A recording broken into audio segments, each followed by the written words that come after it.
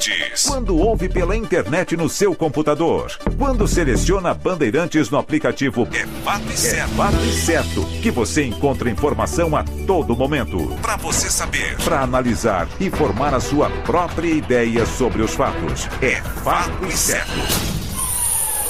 Bandeirantes. Assista a Rádio Bandeirantes Campinas no YouTube. Jornalismo e esporte da sua cidade ao vivo e as transmissões de Ponte Preta e Guarani. youtube.com/Rádio Bandeirantes Campinas. Inscreva-se em nosso canal, ative as notificações e acompanhe a Rádio Bandeirantes onde você estiver. Rádio Bandeirantes. Fechada com você. Fechada com a verdade. Você está ouvindo o Rádio Bandeirantes Campinas, ZYO 260, FM faixa estendida 85,7. Rádio Bandeirantes, fechada com você, fechada com a verdade. Manhã Bandeirantes. Oferecimento. Recap, Sindicato dos Postos de Combustíveis de Campinas e Região. Acesse recap.org.br. 10 horas da manhã, 2 minutos. Muito bom dia, uma ótima quarta-feira para você que está na Rádio Bandeirantes Campinas, que ficou até agora com o Jornal Gente. Amanhã tem mais, com Pedro Campos, com Cláudio Humberto, com Guilherme Macalossi, com todo o time de jornalismo, tanto na Rádio Bandeirantes quanto na tela da Band News TV. E a partir de agora e até às 11h30 da manhã, o jornalismo da Rádio Bandeirantes abre espaço para as informações de Campinas e região, os principais destaques das últimas horas, o que acontece pertinho da gente e a equipe de reportagens a postos em todo o Brasil, também em boa parte do mundo, para você não perder nada do que acontece neste dia 22 de janeiro de 2025. Eu sou Heitor Fredo, vamos juntos até às 11h30, quando Carlos Henrique comanda o Nossa Área com o timaço de Carlos Batista, numa quarta-feira de bola rolando, de muito futebol também aqui na Rádio Bandeirantes. Hoje tem Campeonato Paulista, hoje tem terceira rodada que começou ontem com o empate entre Novo Horizontino e Inter de Limeira por 1-1 e que segue hoje com a Macaca jogando em casa em busca da segunda vitória da competição, em busca de pelo menos manter a sua invencibilidade diante da Portuguesa, 8 da noite no estádio Moisés Lucarelli. Hoje também tem Santos e Palmeiras, terminando o jogo da Macaca. Você vai ficar com as emoções da reta final da partida direto da Vila Belmiro e tudo o que estiver acontecendo no mundo da bola. Edu Pinheiro, exatamente deste microfone, deste estúdio onde estamos agora, vai informar você sobre o que acontece em Corinthians e Água Santa, Red Bull Bragantino e Velo Clube e as outras informações do mundo da bola. Guarani joga amanhã às 7h30 da noite contra o São Paulo no estádio Morumbis e, claro, também com a cobertura do timaço de Carlos Batista. Às 10 horas e 4 minutos, quero agradecer a você que está conosco em FM 85.7 pelas plataformas digitais. Hoje tudo ok, né? Hoje tudo certinho. Pelos aplicativos espalhados pelas lojas de celular, por exemplo, o aplicativo Band Play, onde tudo que o Grupo Bandeirantes produz, você tem na palma da sua mão. Uma ótima quarta-feira a quem está conosco pelo portal bandmulti.com.br, o mais dinâmico da região metropolitana de Campinas, com a aba ao vivo para você clicar durante a sua viagem pela nossa região, ouvindo a Rádio Bandeirantes Campinas. Obrigado a você que nos acompanha com imagens direto dos nossos estúdios no Jardim São Gabriel, dentro do Complexo de Comunicação João Jorge Saad, em youtube.com/Rádio Bandeirantes Campinas, de onde falamos com os trabalhos técnicos na mesa de som, a cargo de Leandro Lopes, na central técnica Danilo Capucci, com a coordenação do Gil Kleber. WhatsApp liberado a partir de agora em 19971021493, 971021493. Você pode participar com a sua opinião, com a sua mensagem, que de repente pode ser uma informação que ajude também quem está circulando pela região de Campinas. Informações a respeito do trânsito e a respeito de algumas mudanças também no transporte público da cidade. Hoje tem uma mudança para quem utiliza o terminal do BRT no Campo Grande. Nesta quarta-feira, para receber o fluxo de pessoas que cada vez mais estão utilizando o BRT, e principalmente pela unidade de educação do SEI Campo Grande, o Espaço do Amanhã, a partir de agora, o terminal do BRT passa a contar com um novo acesso no sentido bairro Centro. Na Avenida John Boy Dunlop, um novo semáforo para a travessia de pedestres já está funcionando em frente a esse acesso. Equipamento é acionado por botoneira e há faixa de pedestre no local para você, motorista, também ficar atento. Prioridade sempre é para a travessia do pedestre. Mais cedo, educadores da INDEC e os chamados amarelinhos, agentes de mobilidade urbana, estiveram orientando a comunidade escolar no Campo Grande sobre esse novo acesso e também estão monitorando os motoristas ali na região. Terminal BRT Campo Grande, que começou a funcionar em outubro de 2022 e que já tem um aumento no número de usuários depois da mobilidade urbana que o BRT oferece com agilidade, corredor exclusivo e a facilidade também para o transporte público numa das avenidas mais complexas de Campinas, que é a Avenida John Boy Dunlop. Para o motorista que segue pelas rodovias que cortam a nossa região, são boas as condições na rodovia Santos Dumont, trecho entre Campinas e Indaiatuba, fluindo bem nesta manhã de quarta-feira. O mesmo vale para Campinas Montemora, SP-101, principalmente o trecho entre Campinas e Hortolândia. Normalmente dá uma travada no trânsito, mas hoje está fluindo legal. Na Campinas Mogi, a SP-340, a governadora Adhemar de Barros, também não há pontos de lentidão. No corredor Dom Pedro, a Zeferino Vaz, a SP-332, conhecida como Tapetão, é onde tem um trecho lento na chegada a Campinas por Barão Geraldo. Motorista que vem de Paulínia, de Cosmópolis, reduz a velocidade no quilômetro 114, mas não há acidente, não há carro quebrado, é mesmo pelo excesso de veículos. Mesma situação vale para o sistema Anhanguera Bandeirantes.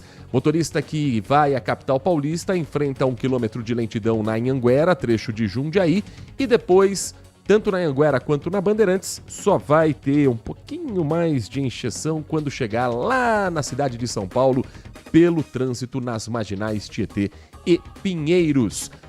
Que calor é esse, hein? Quarta-feira com temperaturas altas, já estamos neste momento próximo dos 30 graus, 29 graus e meio marcam os termômetros do CEPAGRE da Unicamp, num dia em que a máxima está prevista para os 33. Região metropolitana amanheceu hoje com mínima de 22 e previsão é de que as instabilidades que colocaram um pouquinho de chuva na região nos últimos dias, agora venham ganhando força.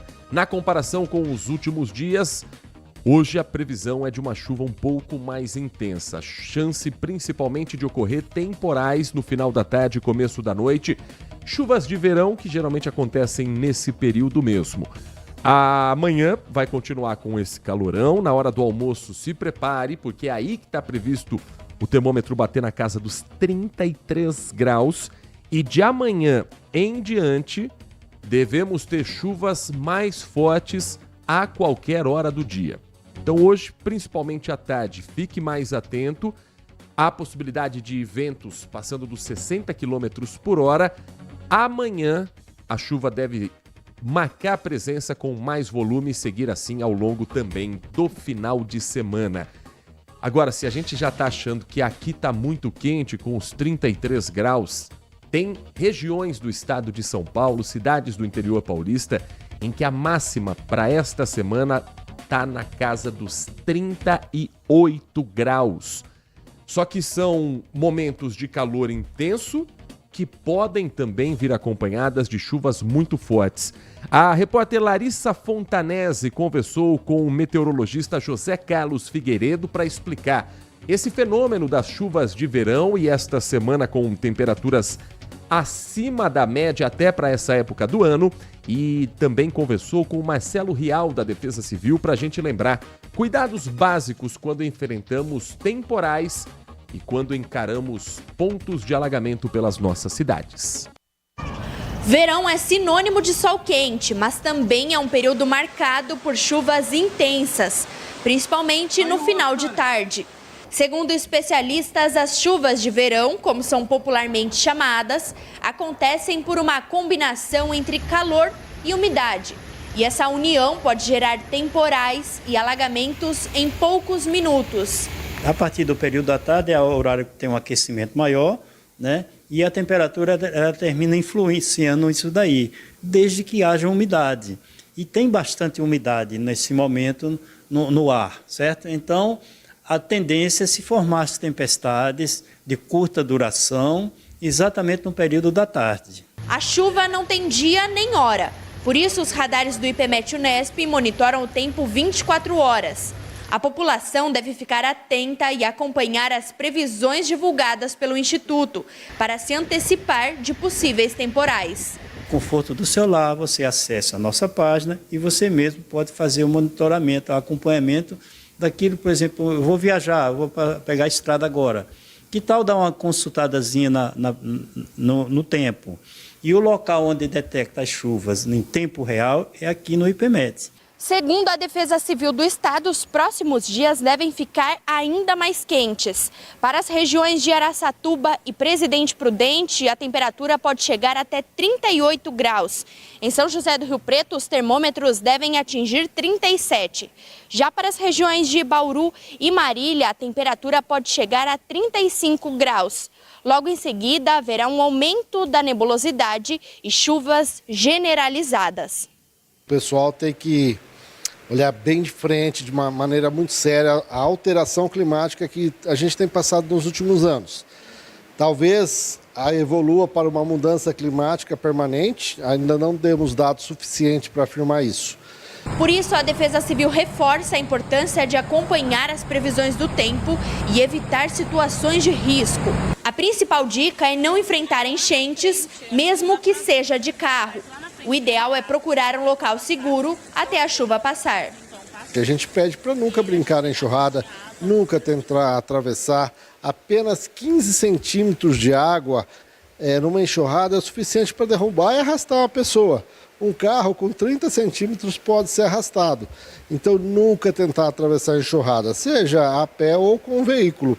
Às vezes a gente encontra algumas pessoas até de moto tentando atravessar.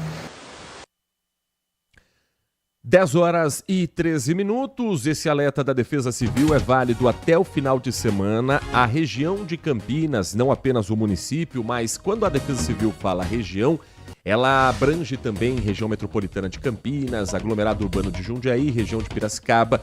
A nossa região pode chegar a 35 graus nessa semana. Não se esqueça da hidratação, não se esqueça do cuidado com o seu corpo, se proteger do sol, evitar exercício físico em horários de sol a pino, para você também não sentir ainda mais o impacto.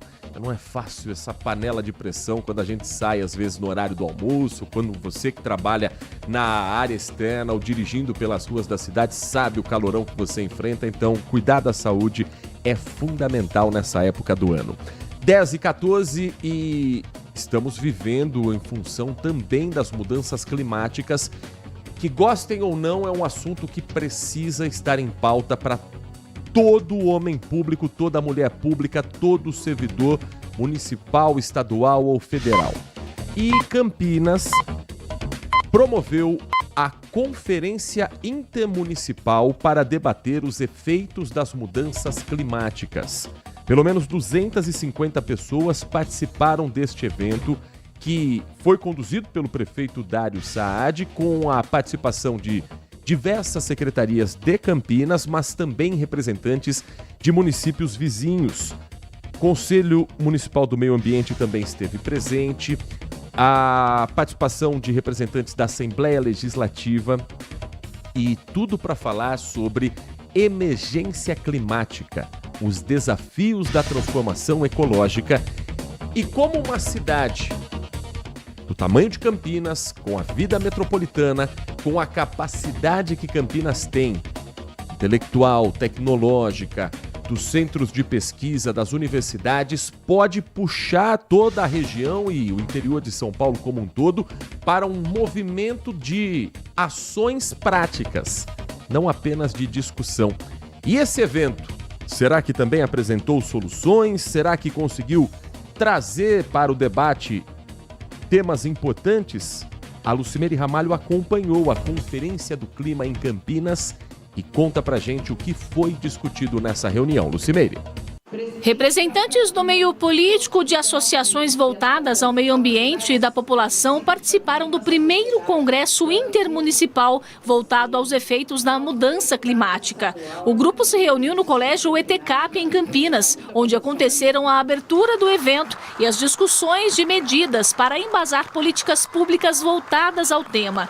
O prefeito Dário Saad participou da abertura do encontro e frisou a importância de falar sobre esse tema envolvendo todas as cidades da região metropolitana de Campinas. Essa conferência intercidade, intermunicipal, é fundamental para discutir a questão das mudanças climáticas na região metropolitana de Campinas. As ações importantes para o enfrentamento dos efeitos das mudanças climáticas. Durante o encontro foram discutidos temas voltados à emergência climática, como transição energética e adaptação aos desastres. Segundo a diretora da Secretaria Municipal do Clima, um encontro importante para propor ideias que vão beneficiar toda a população. Então, nosso objetivo é chegar na Conferência Nacional do Clima com propostas e com representantes. Nós precisamos, na estadual, ter a conferência estadual, onde os 5 temas serão abordados, e propostas, ações efetivas devem ser eleitas. As propostas elencadas aqui na conferência serão encaminhadas para a etapa estadual e depois para a nacional.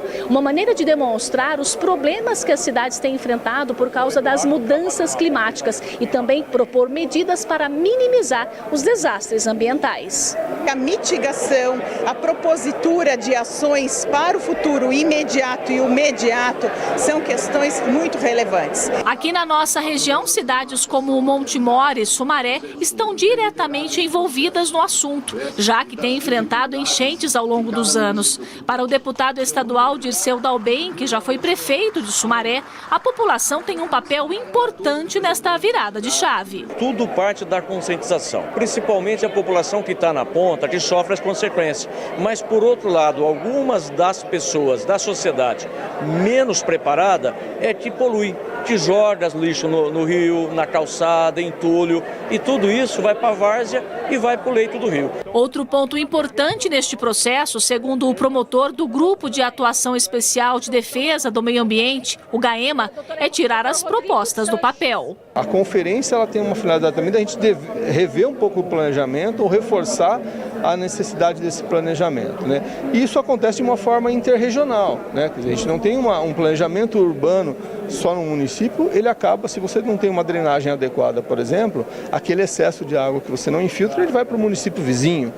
10h19, ao todo 16 municípios participaram da Conferência Intermunicipal e, claro, Campinas também falou a respeito das obras que estão sendo realizadas. A Lucimere destacou muito bem dos municípios que em 2025 já estão sofrendo, seja pelos locais em que a chuva foi muito forte e não foi possível que a água não entrasse na casa das pessoas, seja por conta de rios que transbordaram, problemas crônicos de bairros já conhecidos, mas Campinas, que felizmente não passou por isso em 2025, tomara não passe, também tem seus pontos críticos e seus problemas com obras que são também uma demanda antiga da população. Isso foi questionado para o prefeito Dário Saad, quais são as ações práticas que Campinas vem fazendo, e ele falou a respeito desse trabalho, a respeito das obras anti-enchentes e também levantou um ponto. Quem é que vai pagar por essas ações climáticas necessárias ou essas ações para diminuir o impacto das mudanças climáticas? Vamos ouvir o que disse o prefeito de Campinas em entrevista à repórter Lucimere Ramalho. Campinas tem enfrentado os efeitos das mudanças climáticas com obras de combate às enchentes, como o pacote de obras das avenidas Princesa do Oeste, Avenida Osílio Maia. Nós plantamos aí mais de 500 mil de árvores no último mandato. Temos uma usina verde de compostagem que é referência no país, mas temos que avançar cada vez mais. Isso é importante a gente ter noção de que a questão do clima, ela permeia não só as secretarias afins, como a Secretaria do Clima, como a Secretaria do Meio Ambiente. Não, a política do clima tem que ser política de todas as secretarias do poder público. A questão do meio ambiente ela tem que ser uma política transversal de todos os poderes públicos, de todas as secretarias, de todas as instâncias de governo. Claro, o que vai ser discutido aqui hoje vai para a parte estadual, depois para a parte nacional. Falar um pouquinho da importância disso para mostrar lá, por exemplo, no nacional, o que a gente precisa aqui. Isso pode gerar investimento e ajuda também para essas melhorias, né? Eu tenho discutido muito na Frente Nacional dos Prefeitos quem vai pagar a conta das obras necessárias e das medidas necessárias para o enfrentamento dos efeitos das mudanças climáticas. Quem vai pagar a conta? Porque o município de Campinas vai estar investindo quase 600 milhões de reais através de empréstimo do BNDES. Não é dinheiro cedido para financiamento, é através de empréstimo. Por isso que há que ter uma discussão do que é necessário fazer, das mudanças dos meios de consumo da população, mas é preciso discutir também quem vai pagar a conta dessas obras necessárias, das ações necessárias para o enfrentamento dos efeitos das mudanças climáticas. Hoje, quem está pagando a conta é o município. O dinheiro que nós estamos investindo nas obras anti-enchente dessas duas grandes avenidas é dinheiro que está saindo do bolso do contribuinte campineiro, através dos financiamentos. Porque muitas vezes a palavra financiamento parece que é um dinheiro que está sendo pago por outra instância, mas ele está sendo emprestado. É a mesma coisa que uma família que precisa fazer uma obra na sua casa, vai num banco e pega um empréstimo. É isso que está acontecendo. Vai ser assim? Se for assim, nós vamos ter que discutir alternativas. Esse o prefeito Dário Saad falando a respeito das obras anti-enchentes em Campinas e outras ações para o enfrentamento das mudanças climáticas e deixando no ar uma cobrança para que a conta não fique só com os municípios, seja compartilhada também com o Estado, seja compartilhada também com o governo federal. Uma discussão justa, uma discussão que realmente precisa ser feita. O que não pode é ficar atrasando, o que não pode é deixar para depois, porque deixaram tanto para depois, não levando a sério os avisos que já eram iminentes, não colocando como prioridade o meio ambiente. Isso vale para as três esferas, municipal, estadual e federal. O meio ambiente é aquela pasta que assim, você tem que ter, mas não é a que recebe os grandes recursos, o grande investimento, porque a árvore não dá voto. Porque o que dá voto, no caso de um município, é você fazer obras que causam impacto, no caso do estado, geralmente segurança pública, no caso do governo federal é o custo de vida no país, saúde em todos os casos. Agora, meio ambiente, quantos foram os candidatos nas eleições de 2024, incluindo o prefeito reeleito Dário Saad, que colocaram no seu programa eleitoral o meio ambiente como sendo uma das prioridades? Quantos foram os candidatos nas eleições de 2022 a presidente e governador, incluindo os que ganharam, Lula presidente e Tarcísio governador, que realmente trouxeram o meio ambiente à frente? O Lula falou bastante sobre isso, colocou a Marina Silva, sim, mas é um governo que fala muito sobre meio ambiente, mas na prática ainda não mostrou que realmente está trabalhando em função disso. Basta ver que os números do desmatamento ainda continuam muito altos. E no estado de São Paulo a gente ainda vê avanços, por exemplo, de condomínios em áreas que são de proteção permanente e o poder público não parece muito preocupado com isso. Depois a conta chega. Aqueles lá atrás que não se preocuparam com isso também pensavam assim: eu não vou estar aqui quando a conta chegar, quem está pagando o preço? Nós. Se a gente não der um freio agora e tiver políticas públicas de verdade, a gente vai deixar o planeta, a gente vai morrer um dia e sai pensando, não vou estar mais aqui quando acontecer. Só que tá tudo muito rápido. Mesmo que a gente não esteja aqui, nossos filhos estarão, nossos netos estarão. E se lá atrás tivessem pensado na gente, hoje talvez a gente não estaria falando aqui de recorde de temperatura, como aconteceu em pleno inverno no Brasil e como tá para acontecer mais uma vez em 2025. O principal momento em que o Brasil vai ter protagonismo e a chance, inclusive, do governo federal mostrar para o mundo ações práticas e discutir de fato o meio ambiente está chegando. Vem aí a 30ª Conferência das Nações Unidas sobre as mudanças do clima. A COP30, que vai acontecer em novembro em Belém do Pará. E o governo federal definiu quem será o presidente dessa conferência, quem vai conduzir os trabalhos da COP30. O embaixador André Aranha Correia do Lago, que é o atual secretário do Clima, Energia e Meio Ambiente do Ministério das Relações Exteriores. O nome foi confirmado ontem pelo presidente Lula após reunião no Palácio do Planalto entre Luiz Inácio Lula da Silva e os ministros Rui Costa, da Casa Civil, Marina Silva, do Meio Ambiente, Sidônio Palmeira, da Comunicação, tá em tudo agora, Maria Laura da Rocha, que é a substituta do Ministério das Relações Exteriores, e Miriam Belchior, que é a secretária executiva da Casa Civil. Celso Amorim também participou desse encontro entre ministros, ele que é o assessor especial do presidente da República, e esse nome foi encontrado como sendo o principal por ser, primeiro, um profissional que já está nessa área. O André Correia do Lago é bacharel em Economia pela Universidade Federal do Rio de Janeiro, entrou na carreira diplomática em 1982, exerceu funções na área de organismos internacionais, promoção comercial, cerimonial e energia, então tem essa boa relação com embaixadas, onde ele já serviu. Ele trabalhou na embaixada em Madrid, Praga, Washington, Buenos Aires, e está à frente também do trabalho do Brasil para divulgar as ações contra as mudanças climáticas. Trabalha com esse tema de desenvolvimento sustentável desde 2001, antes, portanto, do primeiro governo Lula.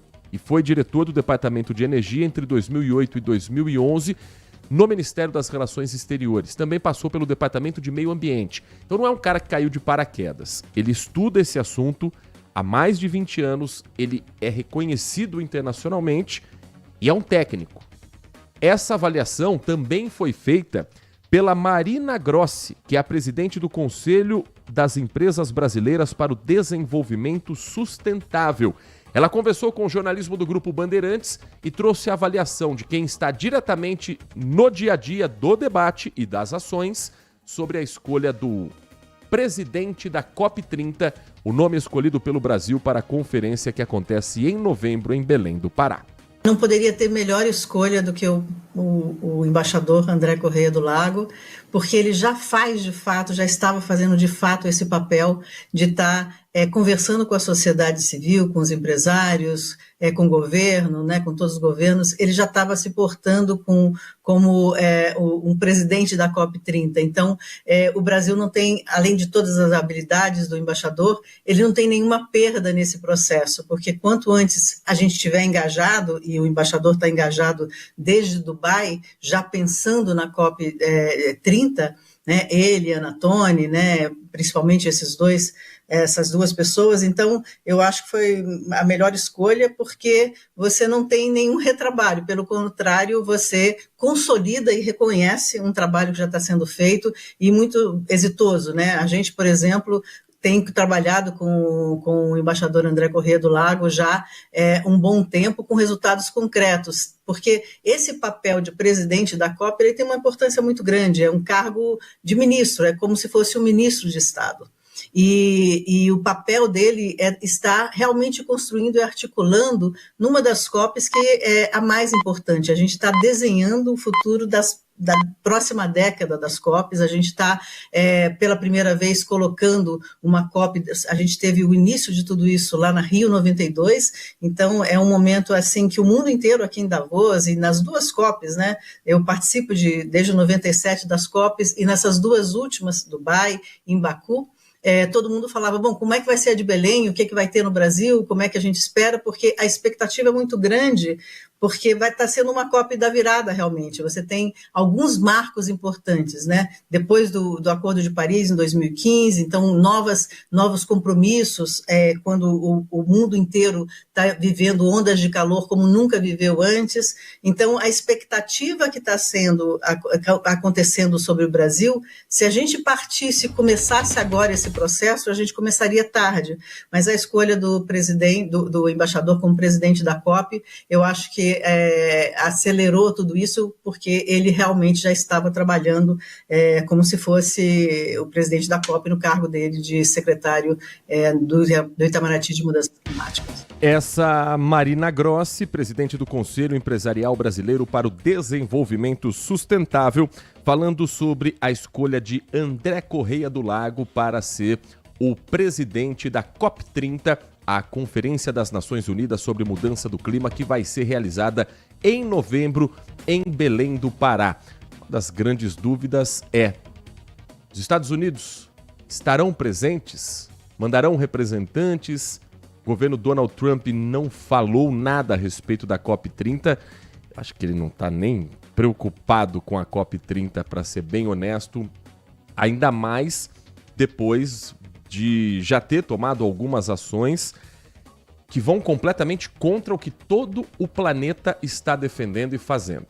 Então, nos primeiros dias de governo, o que a gente vê até aqui é um presidente norte-americano totalmente negacionista ao que nós estamos já vivendo, sentindo na pele, e uma grande possibilidade de uma mudança radical na política ambiental dos Estados Unidos a partir de decretos que já começaram a ser assinados. Por exemplo, Donald Trump mal tomou posse e já retirou os Estados Unidos do Acordo de Paris. Já tinha feito isso no primeiro mandato. Joe Biden coloca novamente os Estados Unidos, tirando essa decisão Donald Trump da frente, coloca os Estados Unidos no Acordo de Paris e agora os Estados Unidos saem novamente. O Acordo de Paris é um tratado internacional sobre mudanças climáticas em que quase 200 países concordaram em trabalhar juntos para limitar o aquecimento global. Mas na visão de Donald Trump, não tem por que fazer qualquer mudança nos Estados Unidos enquanto outros países continuam poluindo. Então, se está todo mundo poluído, por que eu vou fazer o sacrifício? Porque o senhor está na maior potência do planeta e quando os Estados Unidos fazem algo, outros países seguem. Então, o exemplo vem de cima. Não é esse o grande mantra que a gente acostumou a ouvir? Enfim, vamos ver em novembro qual será também o papel dos Estados Unidos nas discussões que vão acontecer em Belém do Pará. 10h33, um rápido intervalo. Na volta, o primeiro giro com a participação dos nossos ouvintes. Você pode mandar sua mensagem de texto, sua mensagem de áudio, sua crítica, sua sugestão, sua opinião em 19971021493. Você pode participar também pelo nosso canal do YouTube, como faz o Isael Venâncio, que mandou suas mensagens aqui pra gente. Se quiser mandar novamente, Isael, depois do intervalo eu vou ler aqui os textos e as participações dos nossos ouvintes. E trazer informações das últimas horas aqui da região. Um confronto entre um suspeito e a polícia militar terminou em morte aqui em Campinas, no Jardim Santa Rosa. Na verdade, começou antes, no limite entre Hortolândia e Campinas. A história terminou por aqui. A gente vai explicar tudo para você na sequência do Manhã Bandeirantes.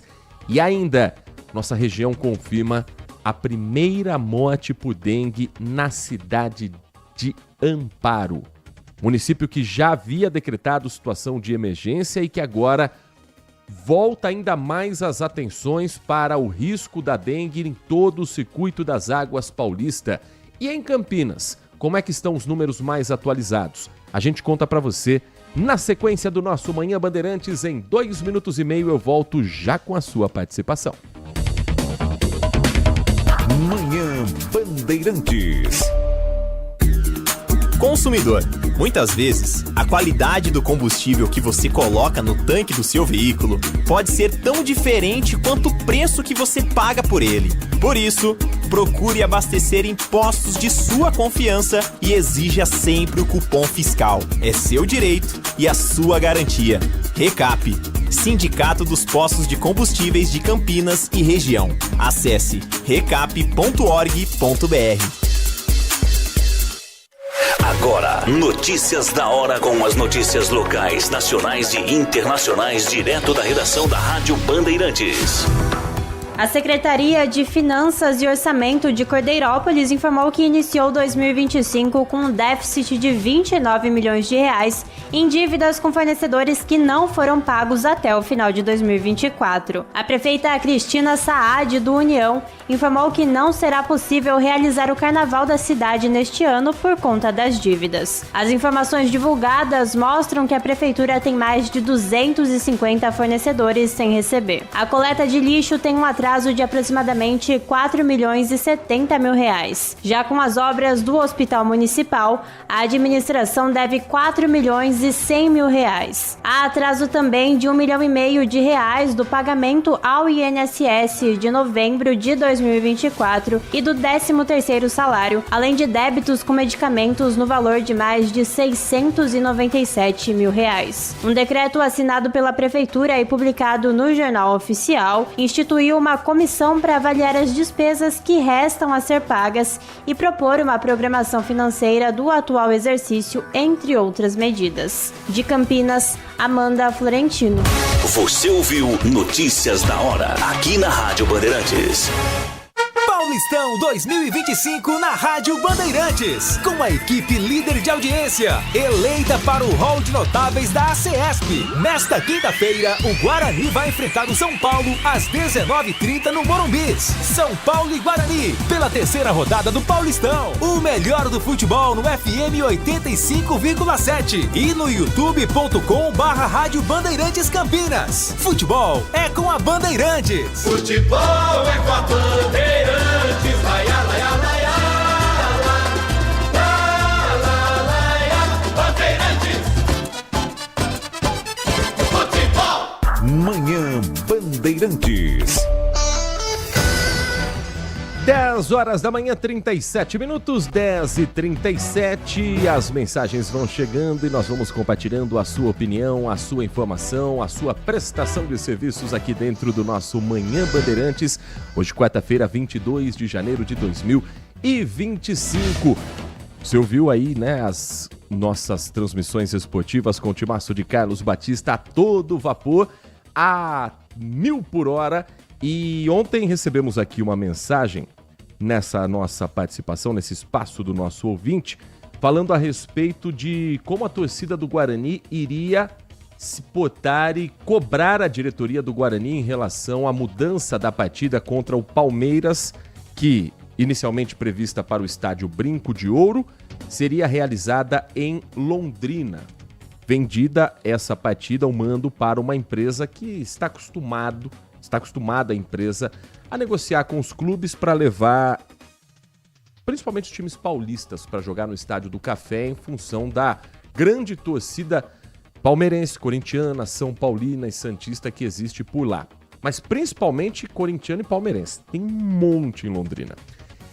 E aí a torcida que no começo não gostou decidiu fazer um protesto e um tom assim de, tá, vamos fazer algo criativo para provocar a torcida do Guarani. A ideia seria público zero nos outros jogos em casa se a diretoria levasse a partida contra o Palmeiras para Londrina. Ou seja, uma grande campanha para que o torcedor não fosse ao estádio Brinco de Ouro nos jogos anteriores e, dependendo do tamanho do protesto, nos jogos seguintes também. A diretoria do Guarani recuou, voltou atrás. Primeiro com uma nota dizendo, olha, não haverá mudança de mando de campo, como se isso nunca tivesse sido nem discutido. Mas foi, tinha contrato, tinha acordo. O Guarani levaria aproximadamente R$800 mil limpos para fazer o jogo em Londrina. E agora volta a ser como era. Jogo com torcida única, somente bugrinos no estádio Brinco de Ouro, no próximo dia 2 de fevereiro, e com a renda 100% do Guarani. Eu tenho lido e visto algumas pessoas criticando a atitude da torcida do Guarani, achando que isso daí atrapalha o clube precisava de dinheiro. Pera um pouquinho, vamos trazer aqui um ponto pra gente analisar. Todos nós somos contra a violência no futebol, correto? Todos nós entendemos que O profissional, seja jogador, seja dirigente, seja o massagista do clube, ele tem que ser um profissional respeitado pelo torcedor, ter o seu espaço protegido e ter o seu espaço garantido como ordem. Ninguém aqui é a favor de protesto que termine em violência, correto? Temos essa unanimidade, todos nós concordamos com isso? Aí a torcida do Guarani promove um protesto pacífico, inteligente e eficiente, mostrando que não gostou da decisão da diretoria. E quem tem que gostar ou não é o torcedor do Guarani. Você pode ter opinião diferente. Eu acho que não mudaria nada jogar fora de Campinas. Eu acho que o dinheiro seria mais importante nessa hora do que o jogo em si. Mas quem tem que gostar ou não é o dono do clube. E o dono do clube é o Guarani. E o Guarani é feito pelo seu torcedor. Não tem SAF, não tem um John Textor. Quem é dono do Guarani sempre será, mesmo que um dia vire SAF, é o torcedor bugrino. Aí a torcida promove algo que não tem violência, que não tem ameaça, e tem gente que acha ruim. Eu achei espetacular esse movimento da torcida do Guarani, mostrando a força que tem, mostrando o peso que tem também nas redes sociais e fazendo o clube mudar a decisão, voltar atrás.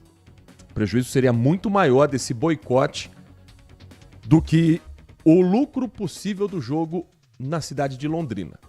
Então, a diretoria sabe onde pesa cada custo, onde pesa o valor no bolso. Esse dinheiro era fundamental para o Guarani e não teria uma outra fonte de renda para pagar as contas? Viesse a público, falasse para o torcedor numa coletiva: nós vamos receber tanto, uma renda desse jogo não chega perto do valor que nós vamos receber, é melhor garantir isso, porque com esse dinheiro nós vamos conseguir isso. Isso não aconteceu, não houve essa transparência. Quem está errado na história é o Guarani e agora recua porque sabe que não tem muito argumento contra a torcida. Então, quando a gente vê um protesto pacífico, inteligente e eficiente, a gente tem que enaltecer, concordando ou não com a decisão. O torcedor bugrino foi lá, fez a parte dele. Eu sei que tem torcedor bugrino que não concorda com isso. Mas, pelo que eu tenho sentido, a ampla maioria achava um absurdo o jogo ir para Londrina e não ser realizado no Brinco de Ouro. Só para a gente dar também uma resposta em relação ao que nós discutimos ontem, que agora tem essa mudança. Torcedor também tem espaço, claro, daqui a pouco às 11h30 para falar com o Nossa Área do Timaço de Carlos Batista na programação esportiva da Rádio Bandeirantes. Sobre os demais assuntos, tem mensagem chegando aqui, a participação do Roberto Rocha. O Roberto Rocha está compartilhando aqui um post do Roger Moreira, o vocalista do Traje a Rigor. É uma ironia com o ministro Fernando Haddad, que teria dito a frase: estou fazendo o trabalho de 3 homens. E aí ele coloca a foto dos 3 patetas. Eu adorava, ainda adoro os 3 patetas, são um marco na cultura do mundo, no humor como um todo. Eu não me lembro do Fernando Haddad ter dito essa frase, mas vale a piada, vale o meme, o humor também é uma forma de crítica. A participação do nosso ouvinte também com mensagens de áudio que chegam e nós compartilhamos para você. Bom dia, Heitor. Bom dia, Band amigos. Você viu o show de horrores que o Trump já, com os primeiros decretos, já fez nos Estados Unidos? Pelo amor de Deus, fora o gesto do nazista Elon Musk e do Bannon também, fez o mesmo gesto, né? A extrema-direita é nazista. Já está escrito na história. Eles apoiaram Hitler, né? Hitler era de extrema-direita, Tandy Negrão. Uma mensagem, aliás, o Tandy também fala a respeito da mudança do mando de campo para o Guarani e ele diz: o Guarani já recebeu antecipadamente esse valor e a empresa vai à justiça pela diretoria ter dado essa recuada. Se tivesse tudo sido com comunicação com o torcedor, se tivesse explicado quais eram os valores, eu duvido que essa proposta de boicote teria vindo a público. Agora, faz tudo com falhas, aí fica mais caro o molho do que o peixe. Agora, com relação a Elon Musk, tem uma outra mensagem aqui do André, final do telefone 7954. A Janja tinha razão em falar o que falou de Elon Musk. Viu o jeito com o gesto nazista que ele fez, além de ódio do Trump aos estrangeiros. A extrema-direita mundial é isso. Querem em nosso país ditadura, ódio, nazismo. Bom, para quem não acompanhou, Elon Musk, dono das redes sociais que estão hoje nos nossos celulares, nos nossos tablets, o X e outras plataformas também, gerou uma controvérsia, uma indignação por um gesto que ele fez com o braço durante o discurso na celebração de posse do presidente Donald Trump. Agradecendo ao público por fazer isso acontecer, ou seja, Donald Trump ser eleito, colocou a mão direita sobre o coração e em seguida estendeu o braço para frente em linha reta e foi repetindo o gesto em várias direções da plateia. Muitos usuários da própria plataforma dele disseram que isso aí se refere a uma saudação nazista. Aliás, uma saudação, acho que antes até do nazismo, do fascismo de Benito Mussolini, era usado também o gesto do braço estendido, o braço direito estendido, como uma reverência ao ditador. Elon Musk reagiu com ironia à polêmica dessa saudação nazista. Escreveu na plataforma dele: francamente, ataques do tipo "todo mundo é Hitler" estão tão desgastados. Ele só escreveu isso também. E não fez questão de explicar que gesto era esse que ele fez e por que fazer um movimento que, no mínimo, confunde, no mínimo lembra, né? O mesmo vale para outros gestos que nós já vimos de representantes da extrema-direita que joga ali no ar, quem pegar, pegou, quem não pegar, não pegou. Nesse caso aqui, ele ainda vai ter muito tempo para se explicar e vai usar as próprias plataformas digitais para isso. Às 10h47, mensagem também que chega aqui do Wagner Marcondes. Bom dia, por favor, com a consideração e respeito à sua opinião, vou contraditar a sua fala. Por favor, Wagner. Não, o que os Estados Unidos fazem, o mundo não segue. Tomemos como exemplo sempre o nosso próprio quintal, respeito à Constituição, honestidade de políticos e punições a estes em caso de desvio de conduta. Boa gestão com dinheiro público, uma assistência igualitária a todos, um patriotismo digno de se ver, uma condição digna de vida a todos, bom, pelo menos para a maioria, um combate efetivo à violência e leis penais muito rigorosas e por aí vai. Pergunta ao amigo, vemos isso por aqui? Não sei, mas acho que não. Daí então a minha contradita. Nem tudo que os Estados Unidos fazem o mundo repete. Bom seria que bons exemplos fossem copiados, mas sabemos o que é copiado por aqui. Desejo a você, toda a equipe da Band, um bom dia. Wagner, muito obrigado. É sempre bom ter a sua mensagem, a sua opinião.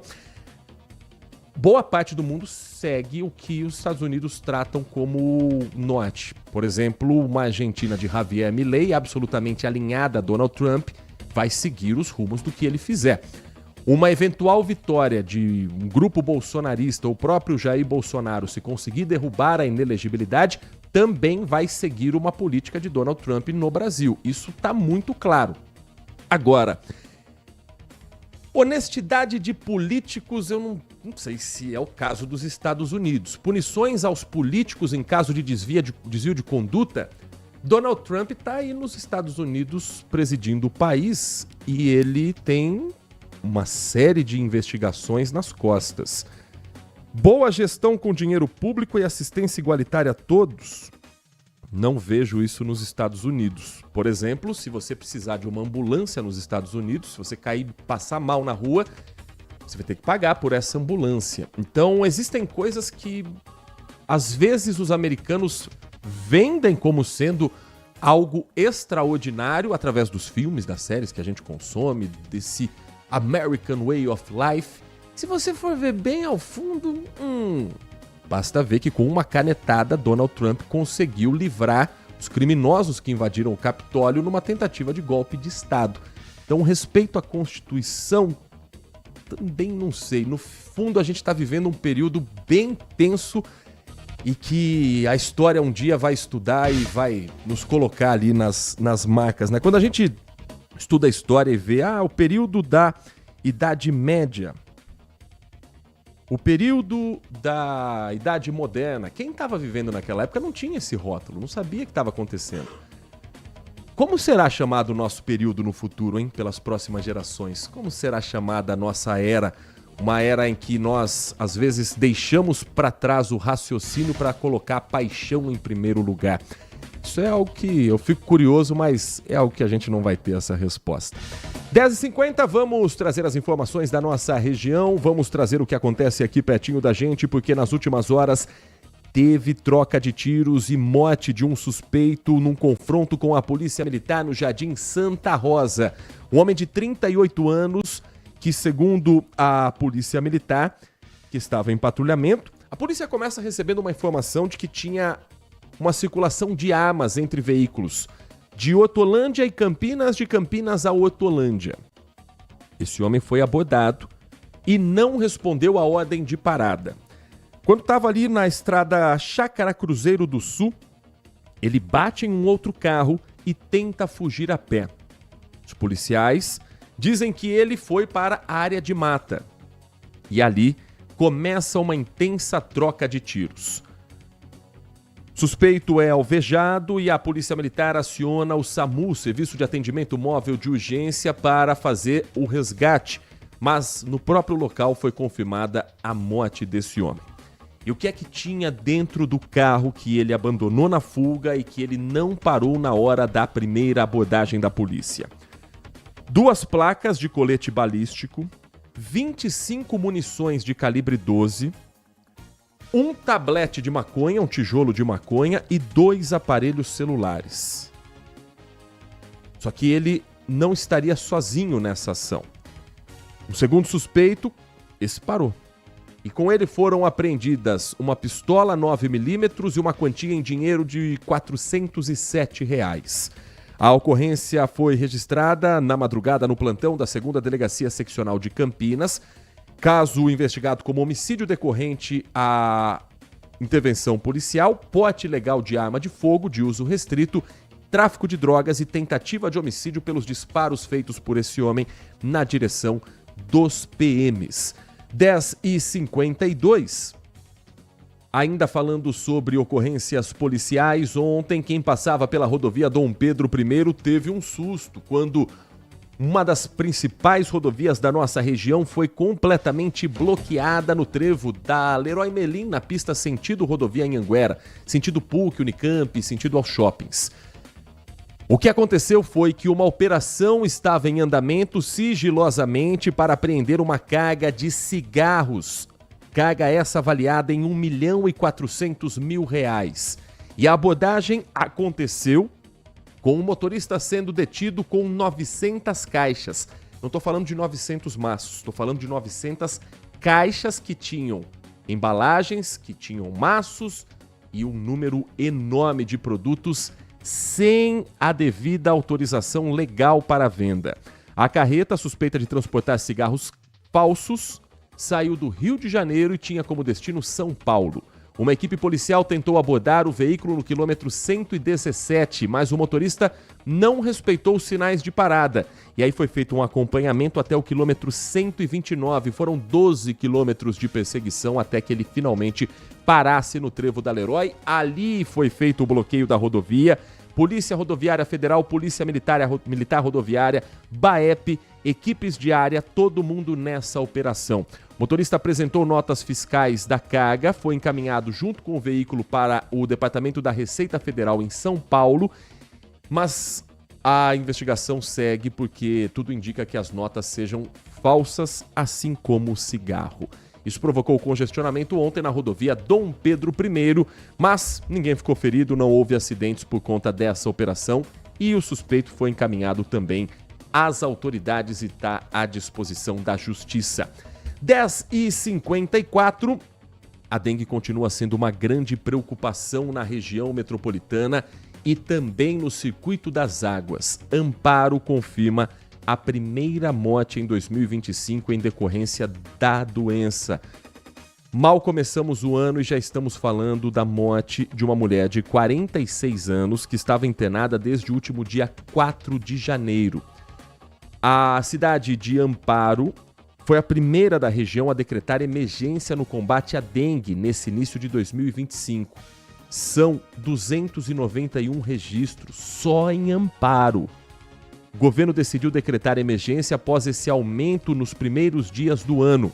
E E o repórter Guilherme Selegato traz um balanço de como está o combate à dengue em todo o nosso interior paulista e traz também os números mais atualizados de Campinas. O Guilherme conversou com o Fausto de Almeida Neto. O Fausto é coordenador de programa de arboviroses da Prefeitura de Campinas e ele vai contar pra gente um balanço dos trabalhos realizados em 2025 e do que vai ser feito em toda a nossa região nos próximos dias. Bom dia para você, para todos que nos acompanham, exatamente isso, inclusive... Vem comigo, daqui a pouco a gente vai girar a nossa reportagem, é o Guilherme Selegato quem está conosco para trazer também a participação dos nossos ouvintes, daqui a pouco falando desse assunto, mas principalmente esses números atualizados da dengue aqui na região. Diga, Guilherme. Já chega a 120 o número de casos de dengue confirmados em Campinas. Números que vêm crescendo a cada dia. Os dados são do relatório de arboviroses, que fez um balanço completo da transmissão da doença na cidade. A região da Vila Perseu é a mais afetada. 13 pessoas confirmadas com a doença. Na sequência, com 11 casos, aparece o Taquaral, que é seguido pelo bairro Integração, com um registro de 8 casos. Além dos diagnósticos confirmados, os casos suspeitos chegam a 900. Os meses de maior concentração de casos são os meses ali de março a maio, e quando a gente entra o ano com muitos casos, a expectativa de casos para esse período ela se torna maior. Então a gente está aí com uma expectativa um pouco ruim para o período de maior concentração de casos. Até o momento, nenhuma morte foi confirmada em Campinas. O primeiro óbito desse ano entre as cidades da área de cobertura da Band+, foi registrado em Sorocaba. A vítima é uma mulher de 59 anos. Hoje, Sorocaba já soma mais de 151 casos confirmados da doença. Diante do cenário preocupante, alguns municípios já começaram a intensificar as ações de combate ao Aedes aegypti, transmissor da doença. É o caso de Amparo e Jaguariúna, que nesse final de semana realizam mutirões para tentar reduzir a incidência de casos de dengue. Nas duas cidades vão ser feitas as vistorias casa a casa para identificar possíveis criadouros do mosquito Aedes aegypti. Em Amparo, o mutirão será no sábado das 8 da manhã às 2 da tarde, nos 4 bairros com maior incidência do mosquito: Silvestre, Pinheirinho, Moreirinha e São Dimas. Já em Jaguariúna, a ação vai acontecer no sábado e no domingo, das 8 da manhã às 5 da tarde. No sábado, vão ser visitados os bairros Roseira de Cima, Águas do Jaguari e Roseira de Baixo. E no domingo, as equipes vão percorrer as ruas dos bairros Cruzeiro do Sul, Santa Cruz e Nova Jaguariúna. De qualquer forma, os especialistas reforçam a importância dos cuidados por parte dos moradores, principalmente nessa época do ano, período em que as condições climáticas favorecem a proliferação do mosquito. A gente tem ações diárias, então, com agentes aí visitando o território onde a gente tem aumento de casos ou transmissão de casos. O serviço público ele tem uma parcela importante no combate contra a dengue, porém, sem a ajuda da população, a gente não consegue combater o mosquito. Esse foi o Fausto de Almeida Neto, coordenador do programa de arboviroses da Prefeitura de Campinas, falando a respeito das ações também na cidade. Importante que a gente abra o portão de casa sempre que tiver uma equipe fiscalizando e que não entenda isso como uma perseguição, uma caça às bruxas, mas sim como a necessidade de saber se existe algum criadouro que coloca você em risco, a sua família em risco. E não ter esse lado, não, aqui não vai entrar de jeito nenhum. É só uma vistoria para você também estar protegido. E quando começa muita resistência a entrar, tudo bem. Quando o caso é de segurança pública, a gente entende. Mas quem resiste demais a entrar, tem coisa errada acontecendo.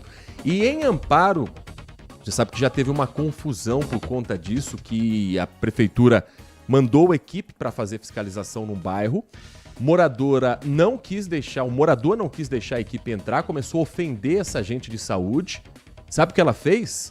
Ligou para a guarda municipal, prendeu esse homem por desacato, porque o estado de emergência coloca o agente público como autoridade e ele foi conduzido para a delegacia. E a fiscalização aconteceu no quintal da casa dele. Isso tem que começar a ser mais frequente. Isso tem que começar a ser mais noticiado para que as pessoas também entendam que, olha, num decreto de emergência, é emergência, meu amigo. Você querer ou não que a sua casa seja vistoriada, não vai fazer a diferença na hora da ação, porque a equipe vai entrar e vai fiscalizar do mesmo jeito. Acho que chegou o momento que a gente tem que começar a ter esse tipo de ação mais enérgica, multas mais pesadas. Ah, mas eu não estava em casa na hora, eu não estava em casa. Tudo bem, você podia estar trabalhando, mas quem está em casa e não abre o portão, com todo respeito, é uma pessoa que não sabe conviver em sociedade. Não consegue se preocupar com o outro. E o pior, tá dando um tiro no pé, tá colocando a própria vida e a própria família em risco a partir do momento que o mosquito pode estar ali, no próprio quintal. Se a dengue fosse o único problema, já seria preocupante, mas não é.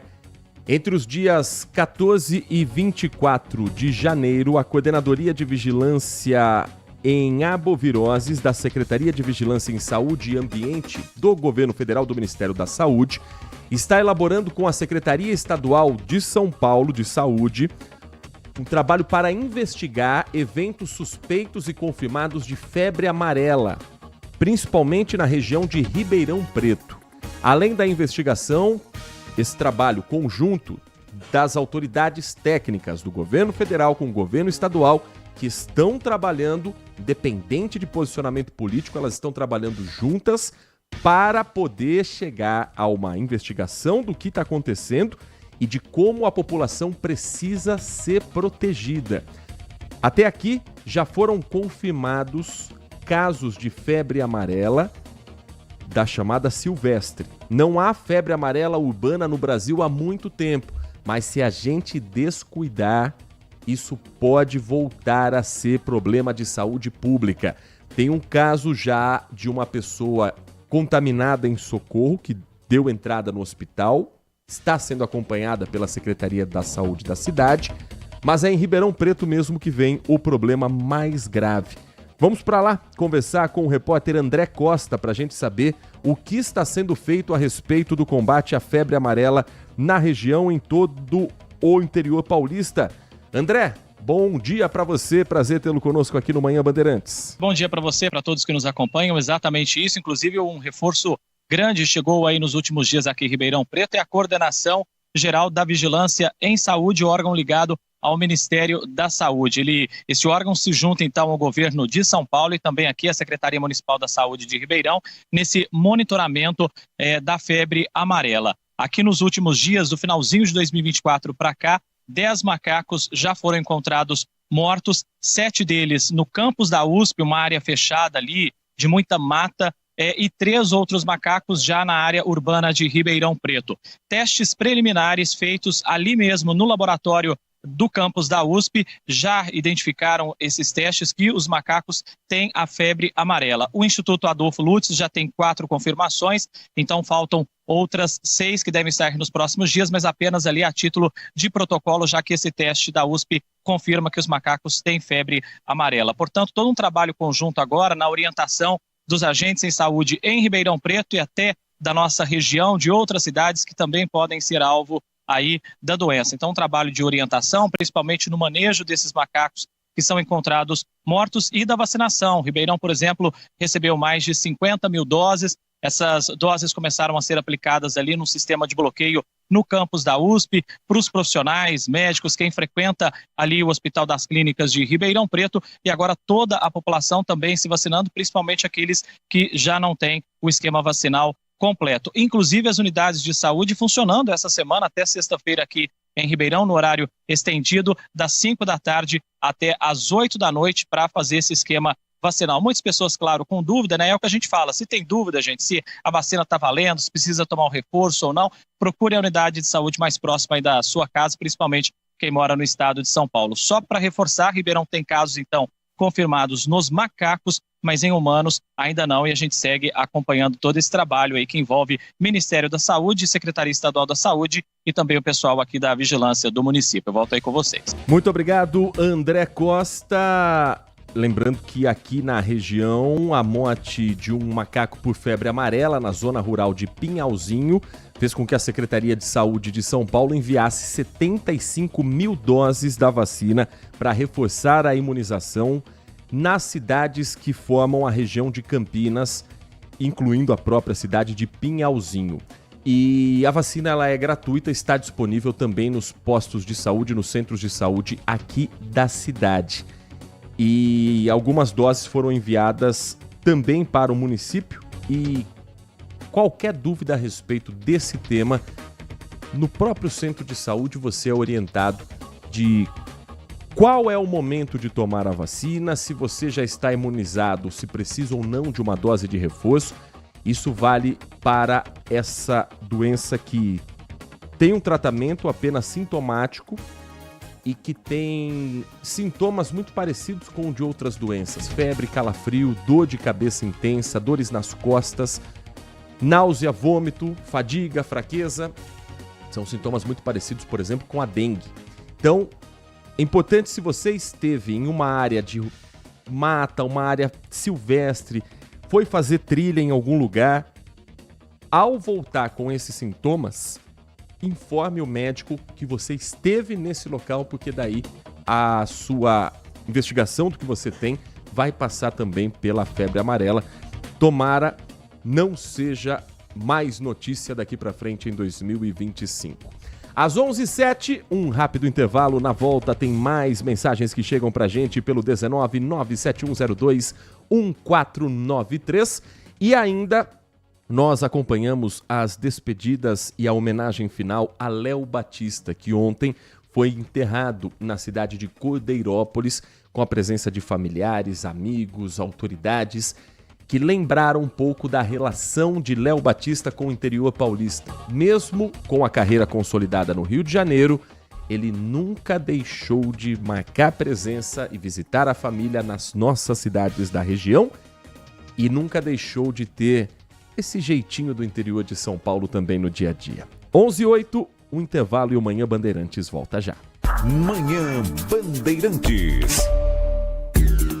Consumidor, muitas vezes, a qualidade do combustível que você coloca no tanque do seu veículo pode ser tão diferente quanto o preço que você paga por ele. Por isso, procure abastecer em postos de sua confiança e exija sempre o cupom fiscal. É seu direito e a sua garantia.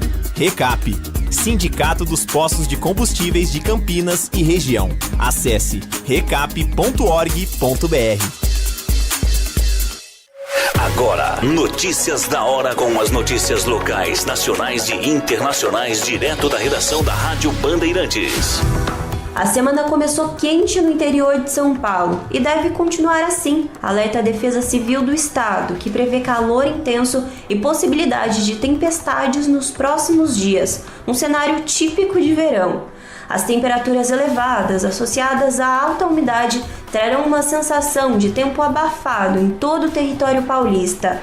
A região de Campinas deve registrar máximas de até 35 graus, enquanto Sorocaba são esperadas temperaturas de até 33 graus. Mas essas não são as máximas do estado. Especialmente nas regiões oeste e norte do estado de São Paulo, as temperaturas máximas poderão atingir até 38 graus. A expectativa é de que até quarta-feira o sol predomine, com poucas nuvens pela manhã, resultando em uma elevação significativa das temperaturas. A partir de quarta-feira, haverá um aumento da nebulosidade e chuvas generalizadas, o que poderá aliviar o calor e também causar transtornos. De Campinas, Rafael Oliveira. Você ouviu Notícias da Hora, aqui na Rádio Bandeirantes. Paulistão 2025 na Rádio Bandeirantes, com a equipe líder de audiência, eleita para o hall de notáveis da ACESP. Nesta quarta-feira tem Ponte Preta no estádio Moisés Lucarelli. A Macaca vai enfrentar a Portuguesa às 20 horas pela terceira rodada do Paulistão. O melhor do futebol no FM 85,7 e no youtube.com/Rádio Bandeirantes Campinas. Futebol é com a Bandeirantes. Futebol é com a Bandeirantes. Laia, laia, laia, laia, Bandeirantes. Futebol. Foco em você.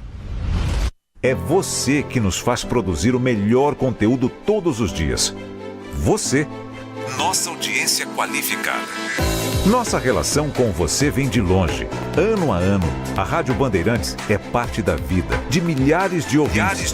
Várias gerações que escolheram encontrar a informação aqui e continuam decididas. Mais que um hábito de pai para filho, uma história de confiança baseada em valores solidários. É o que somos. Rádio da Família. Valorizamos o direito, o cuidado, a diversidade. Somos e queremos ser relevantes no seu dia. Estamos e buscamos sempre estar presentes onde te interessa. Sempre inquietos e nunca desanimamos. Com responsabilidade e usando toda a tecnologia disponível, trabalhamos para fazer a Bandeirantes diariamente necessária, abrangente, essencial. Somos a Rádio Bandeirantes. Manhã Bandeirantes. 11 horas 11 minutos, 11 da manhã 11 minutos. Atenção você que circula pela Norte Sul. Um acidente aconteceu na manhã de hoje e ainda tem reflexos neste momento. Um carro atingiu um coqueiro na pista sentido Taquaral. Bom, é na Norte Sul, um pouco antes a rua Nuporanga. O carro atingiu o coqueiro e ele estava trafegando sentido Taquaral, sentido o Brinco de Ouro, sentido Princesa do Oeste, portanto. Só que com o impacto, o carro tombou, atravessou o canteiro e foi parar no sentido contrário. Então ele estava no sentido Taquaral-Guarani e foi, pelo impacto, arremessado depois para o sentido Guarani-Taquaral. O veículo está na faixa da esquerda. Avenida José de Souza Campos, ali é o trecho que passa pelo Cambuí. Um homem de 25 anos é quem estava dirigindo o veículo. O resgate chegou, o atendeu e não precisou encaminhar para o hospital. Então, susto grande, ferimentos leves. O veículo ainda está no local aguardando a remoção e ocupando a faixa da esquerda.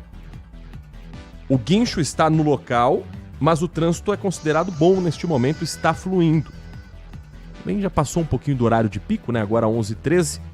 Mas quem está conosco no nosso canal do YouTube vê a imagem de como ficou esse automóvel. Quem está conosco pelo rádio vai ficar à disposição esse vídeo. É bem em frente, olha aqui, no vídeo dá pra ver bem. É bem em frente ao Carrefour na Norte Sul. Carrefour Bairro. Próximo ali tem a Pizza Hut também, naquela região, né? Um pouco à frente, portanto, do Laurão. Sem, como quem estivesse indo na direção da Campinas Mogi. Como quem estivesse indo na direção para o Taquaral. Então, o acidente foi do outro lado, só que o carro passou pelo canteiro central. Gente, isso em plena quarta-feira de manhã. Por sorte, tá tudo bem com o motorista. Por sorte, ele não atingiu ninguém que utiliza a ciclovia que tem ali no meio da Norte Sul, ou pessoas que estavam ali trabalhando. Tem equipe de poda ali, de corte da grama, que tá fazendo serviço hoje, mas ninguém ficou ferido. Mas a imagem é impressionante. Ainda assim, o trânsito tá fluindo normal. O guincho já está no local. Tá tudo bem com o motorista. Se você passar por ali, pode seguir viagem, sabendo que você ouviu a informação aqui na Rádio Bandeirantes Campinas. Mas para facilitar, é bem em frente ao Carrefour Bairro, na pista de quem vai para o Taquaral, onde está a interdição, mas a curiosidade é dos dois lados, porque a cena é realmente impressionante. Às 11 horas e 15 minutos, marca o 5º sinal da Rádio Bandeirantes Campinas. Mensagens vão chegando, nós vamos compartilhando com você. A participação aqui do Carlão da Gramacom, o Carlos Eduardo, escreve dizendo o seguinte: bom dia, Heitor. Rua Doutor Betim, na altura do número 411.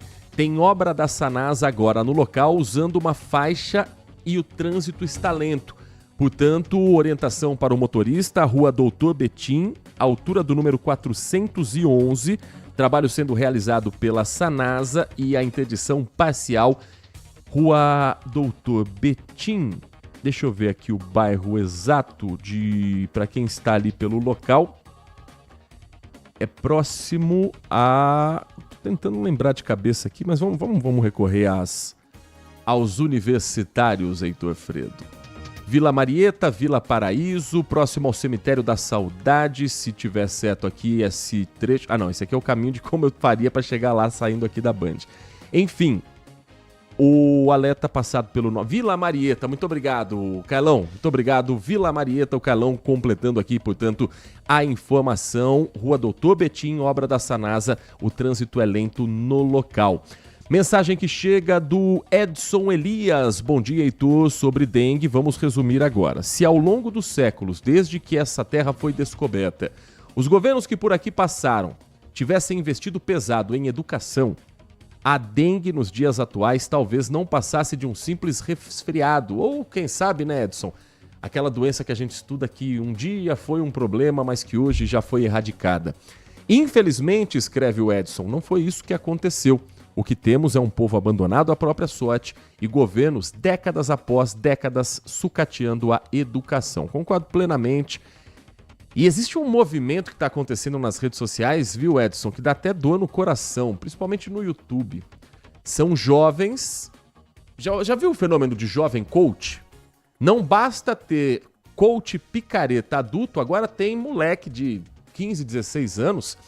que senta na frente de um microfone, às vezes o cenário é tudo falso. Às vezes no quarto dele ele monta assim um microfone, como se fosse um cenário de podcast, fica falando, fingindo que está conversando com alguém de lado para a câmera, não diretamente na lente, olhando meio de lado, como se estivesse dialogando com alguém. Às vezes está mesmo num podcast, porque tem gente que dá espaço para todo mundo. E aí começa a falar que faculdade é coisa de esquerdista. Gente do céu, é uma ignorância sem tamanho. E aí você vê gente concordando. Não, realmente, o jovem não tem que estudar. O jovem herdeiro que está com a vida feita está criando um discurso como se ele fosse alguém que tivesse uma grande experiência de vida e tem gente que está comprando barulho. Então, é triste de ver que há um movimento contra a educação. Pode ter certeza que alguém se beneficia disso. A ignorância é um prato cheio para quem quer manipular massas. A gente tem que pensar sempre nisso. Mensagem que chega também aqui. O Marco Silva Bedim, bom dia para você, Marco. Ele disse o seguinte: amigo, tive contato com americanos há alguns anos, quando ele trabalhou na Compaq, e eles vieram ajudar em uma nova linha de placas. Eram pessoas que passavam por você e quase não olhavam para o outro lado, como se nós fôssemos bichos. Trabalhamos um ano juntos e nunca trocamos uma palavra. Talvez esse seja o povo que votou no seu presidente. Mensagem de áudio também chegando agora, que a gente compartilha com você. Bom dia a todos, DJ Ale, Heitor Fredo. Gostaria de fazer uma pergunta pessoal para você. Você já está preparado para dia 1, 2, 3 e 4 do 3? Carnaval? Eu, toda atividade aqui me preparando para esses 4 dias, hein? Legal. Mas, Heitor, é o seguinte, eu gostaria de dar a minha opinião. Estou escutando atentamente o debate de você, inclusive a opinião dos meus colegas ouvintes. E é lógico que o Trump tem a ideologia toda da direita, né? Símbolo, tal, enfim. É do jogo, né? Fazer essas coisas que ele fez. Mas tem uma coisa que ele fez que eu acho que deveria ser feita no Brasil. Diga. É dar a liberdade para a imprensa falar mal do governo, entendeu? Não estou dizendo de fake news. É o contraditório. Isso que eu estou dizendo. que o Trump abriu, né? Ele liberou a imprensa para poder falar mal. Eu acho que essa é a atitude mais correta dele. Eu também, algumas coisas que ele fez, eu sou contrário, mas acho que nesse ponto aí, eu acho que o Trump acertou, entendeu? E aqui no Brasil deveria de ser feito. Porque se a coisa tá boa, perfeito. Agora, se a coisa não tá, você tem que ter o direito de poder falar, eu não concordo com isso, e não ser totalmente hostilizado como estamos sendo hoje em dia no Brasil. Essa é a minha opinião. Um grande abraço a todos. DJ Ale. Aguarde o que será o governo Trump, DJ Ale. Uma coisa é o discurso de, claro, eu sou um democrata. Outra coisa é a hora que começarem de fato a investigar o que acontece. Outra coisa é quando começam as críticas mais pesadas. Eu vou falar aqui um relato pessoal, tá? A gente faz críticas aqui direto ao governo municipal, governo estadual, governo federal. Isso nunca fechou portas para que o Manhã Bandeirantes entrevistasse ministro, prefeito, secretários, governador de estado. E estou falando de esferas diferentes e partidos diferentes, ideologias diferentes.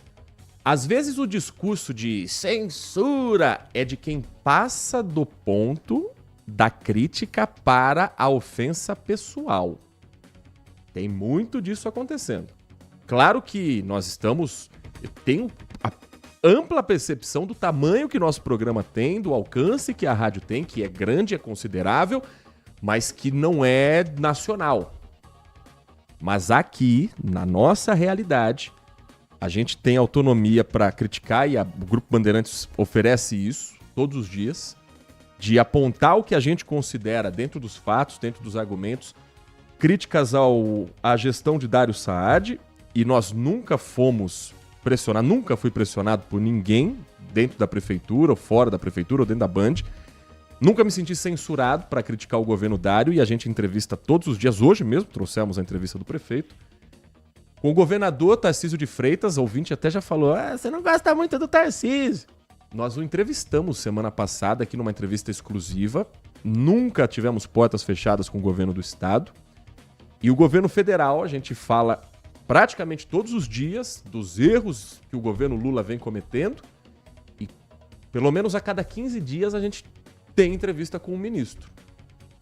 Então, nós estamos vivendo numa era de narrativas muitas vezes.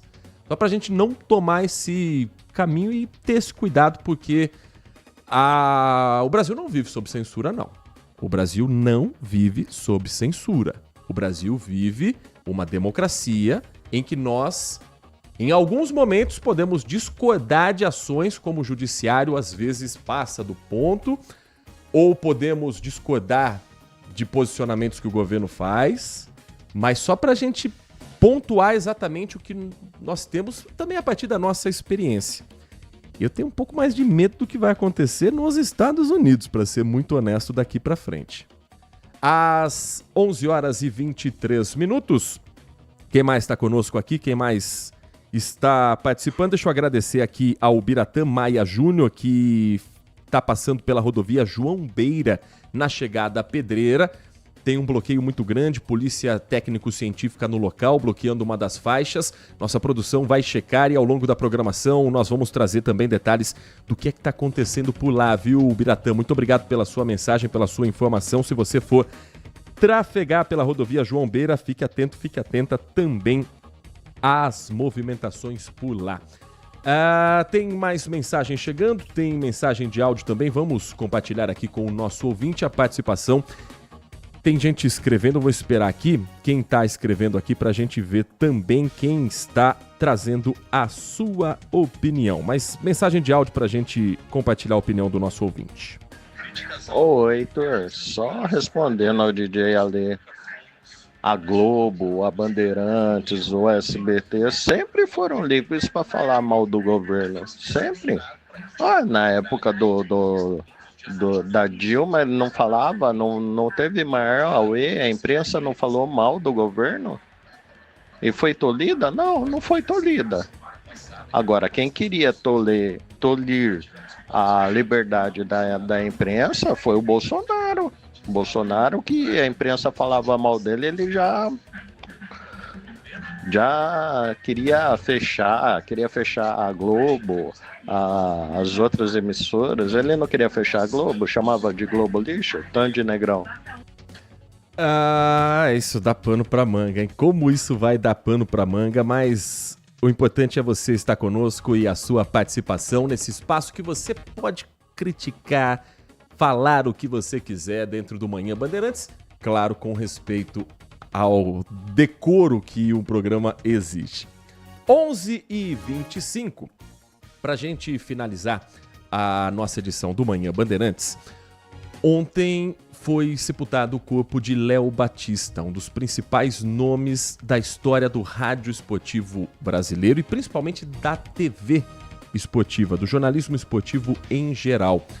Léo Batista, natural de Cordeirópolis, aqui no nosso interior paulista, fez uma carreira vitoriosa praticamente toda no Rio de Janeiro. Praticamente, porque o começo foi aqui, no interior de São Paulo, em Piracicaba, em Cordeirópolis. E isso tudo foi lembrado também nessa despedida que contou com a presença de autoridades, que contou com a presença de familiares de Léo Batista. A primeira parte da cerimônia aconteceu no Rio de Janeiro, na sede do Botafogo, um dos times de coração de Léo Batista, que nunca negou também ser um quinzista, torcedor do 15 de Piracicaba. O Everton Ramos acompanhou a despedida deste nome importantíssimo para a história do nosso jornalismo. Eram 14h mais 42 minutos quando o carro funerário com o corpo de Léo Batista chegou ao velório municipal, escoltado pela guarda e polícia militar. As duas filhas do jornalista, familiares, amigos e moradores. Todos vieram se despedir da voz marcante, como era conhecido Léo Batista.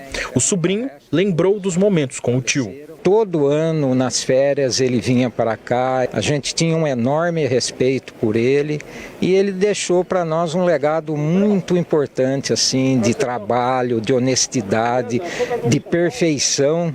Ele queria tudo certinho e exigia, era até meio ranzinza, né? Ruas foram fechadas para o adeus. Foi em Cordeirópolis que Léo, batizado como João Batista Belinazzo Neto, nasceu em 22 de julho de 1932. Quando era folga dele, ele vinha para cá. Então a gente gosta demais dele, vai fazer muita falta, né? A cerca de 1 quilômetro do velório municipal, a nossa equipe chega até o coreto instalado na praça central da cidade. Foi aqui que o Léo Batista começou a carreira profissional. Através do sistema de alto-falante, ele informava e prestava serviços aos moradores que passavam pela praça. A prefeita de Cordeirópolis comentou a importância do comunicador para a cidade, que deve ganhar homenagens. A gente já pensou em coisas muito bonitas para que ele seja lembrado com todo o carinho, que é para retribuir o carinho que ele sempre teve com a nossa cidade. Daqui, Léo entrou primeiro no rádio em cidades no interior de São Paulo. Na década de 50 se mudou para o Rio e, além de jornalista esportivo, foi a voz responsável por noticiar fatos históricos, como o suicídio do presidente Getúlio Vargas em 1954. No fim da década de 60 chegou à TV Globo, onde por mais de 5 décadas fez história no jornalismo esportivo, se tornando uma das maiores referências do segmento. Ele morreu no último domingo aos 92 anos em decorrência de um câncer no pâncreas recém-diagnosticado. Após a morte, a Prefeitura de Cordeirópolis decretou luto oficial de 3 dias. O corpo de Léo Batista foi velado na segunda-feira em General Severiano, sede do Botafogo, Clube do Coração, e depois trazido de carro à terra natal do jornalista. Após o velório, o corpo foi levado em cortejo até o cemitério municipal. Ele foi sepultado ao lado dos pais, dos avós e das irmãs. Uma voz marcante de um jornalista admirável, que fazia tudo com perfeição e que em Cordeirópolis deu o pontapé inicial para uma carreira de sucesso. E é daqui a sua despedida final. Esse orgulho de ver ele, né, elevando o nome da família, com o trabalho dele, com a fama dele, isso faz bem, né? E com as homenagens a Léo Batista, o Manhã Bandeirantes encerra esta edição, agradecendo a sua audiência, a sua companhia. Vem aí Carlos Henrique, o Nossa Área, com o timaço de Carlos Batista. Uma ótima quarta-feira para você e continue na RB.